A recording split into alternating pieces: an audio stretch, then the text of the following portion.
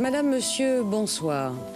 Thierry Sabine, le créateur du rallye, Daniel Balavoine, le chanteur, Nathalie Audan, journaliste, le pilote François-Xavier Bagnoux et le technicien radio Jean-Paul Le Fur sont morts ensemble dans le crash de l'hélicoptère de l'organisation du Paris-Dakar. Janvier 1986, la France découvre l'accident qui endeuille la nation. Tous les 5 sont morts.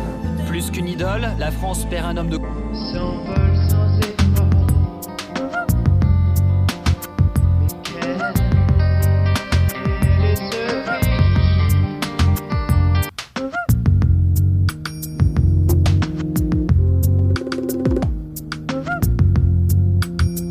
Daniel Balavoine est un chanteur français de variété pop, né le 5 février 1952 à Alençon, dans l'Orne.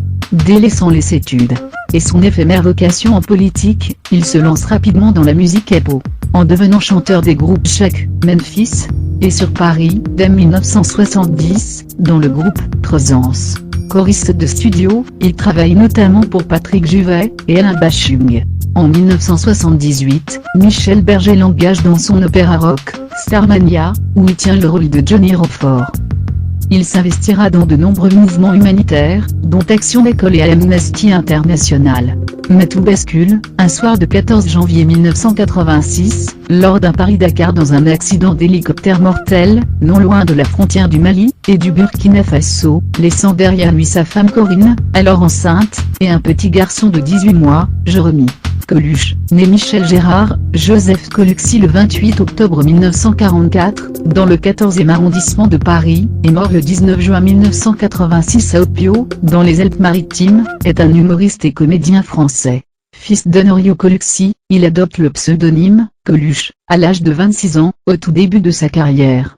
Revendiquant sa grossièreté, mais selon lui-même sans jamais tomber dans la vulgarité, l'humoriste donne très tôt un style nouveau, et sarcastique par sa liberté d'expression, dans le domaine du music-hall, en s'attaquant notamment au tabou, puis aux valeurs morales et...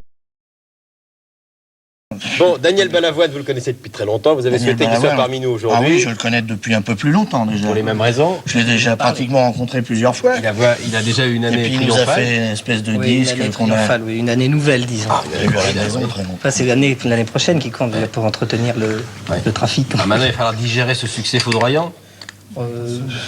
C'est qu'on ne peut pas faire autrement que le digérer. Je ne sais pas si on le digère un jour d'ailleurs. Demandez à Coluche, comment avez-vous fait pour digérer votre succès triomphal qui est venu? Eh bien écoutez, je vais vous dire franchement...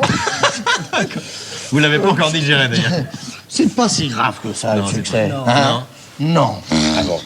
On s'habitue à tout, vous savez. Oui. Et puis en plus, il faut quand même pas se mentir, dans l'ensemble, on l'a un peu fait exprès. Oui. Hein? Il y en a qui t'en connaissent qui l'ont cherché. Ouais. Il y a des mecs qui peuvent pas venir se plaindre. Hein? Non. Il y a vraiment des types qui ont fait tout ce qu'il fallait. Hein. Ouais. Alors après ça, on a du succès, on est content, quoi. On s'habitue bien, moi, je trouve. Eh bien, voilà un très bon enchaînement. Alors, autant il faut pas se bourrer la gueule avec n'importe quoi. Cela dit, ça peut se gâter d'ici demain. Si ça se trouve, demain, il sera plus bon.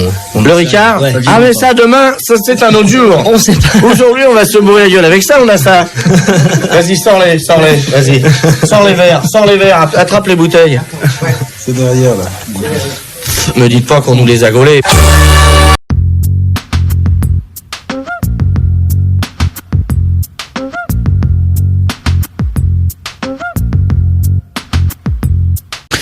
Et surtout, on lui doit une chose très importante qui révèle bien sa personnalité et son tempérament. Parce qu'en septembre 83, Daniel Balavoine faisait de la radio. Il avait une chronique régulièrement sur une radio parisienne qui s'appelait 95.2 à l'époque. Et tous les jours, il y avait une chronique et il interpellait les pouvoirs publics. Donc il avait interpellé le gouvernement de 1983 de l'époque en disant qu'il voulait créer absolument une banque alimentaire pour les gens qui ne pouvaient pas manger à leur faim. Et donc, ça a soulevé un tollé derrière. On a dit, mais de quoi il se mêle, ce chanteur, il va nous refaire le coup de Mitterrand, tout ça. Non. Le seul qui a pris sa défense, c'est Coluche. Et comme par hasard, 2 ans plus tard, Coluche créera les Restos du Cœur grâce à cette idée de... Bonsoir, apporter des thunes, c'est toujours bon. Et je dis aussi, comme plein de gens ont dit ce matin, merci à Michel Colucci, dit Coluche, d'avoir eu ça. Et puis il y a une idée, suscitée en partie par le coup de fil d'un auditeur sur Europe 1. Il interpelle Coluche. C'est très gentil de vous mobiliser sur des causes et pour des causes lointaines, mais qu'est-ce que vous faites à propos de tous ceux qui crèvent de faim chez nous, ici, en France? Comme tous les gens extraordinaires, Coluche possède une intuition inouïe et il pense à nouveau à une idée qui était dans sa tête depuis quelque temps. Elle est simple, elle est lumineuse, elle est belle. Les restaurants du cœur. France, une campagne... On a reçu beaucoup de courriers de chômeurs qui disaient « Vous êtes bien gentil, vous chantez pour médecins sans diplôme, mais tout le pognon s'en va à l'étranger, quand est-ce que vous allez chanter pour les chômeurs ?» Et j'ai eu une petite idée comme ça, si des fois il y a des marques qui m'entendent, je ferai un petit peu de publicité tous les jours, s'il y a des gens qui sont intéressés par sponsorer une cantine gratuite, qu'on pourrait commencer par faire à Paris par exemple, puis qu'on étalerait après dans les grandes villes de France, nous on est prêts à aider une entreprise comme ça, qui ferait un resto, par exemple, qui aurait comme ambition au départ de faire 2000 ou 3000 couverts par jour, gratuitement. Alors tous ceux qui sont intéressés, tous ceux qui ont des grosses cantines, qui ont des restes, tous ceux qui sponsorisent avec des marques d'alcool ou n'importe quoi, qui voudraient nous contacter pour ça, on est prêt à recevoir les dons de toute la France. D'ailleurs, quand il y a des excédents de bouffe à droite à gauche et qu'on les détruit pour maintenir le prix sur le marché, à ce moment-là, nous...